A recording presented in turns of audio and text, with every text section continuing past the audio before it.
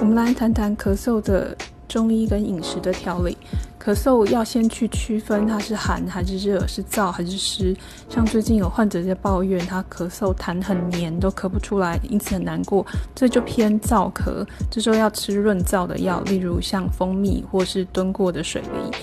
如果是喉咙痒痒的咳嗽，它可能是夹有水气的问题，因此可以用生姜的腥味去散水气。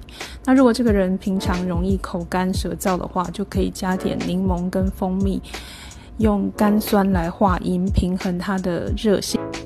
如果是胸闷的咳嗽，这个要特别的小心。如果有胸闷吸不到气的情况，完全不要犹豫，立刻去急诊。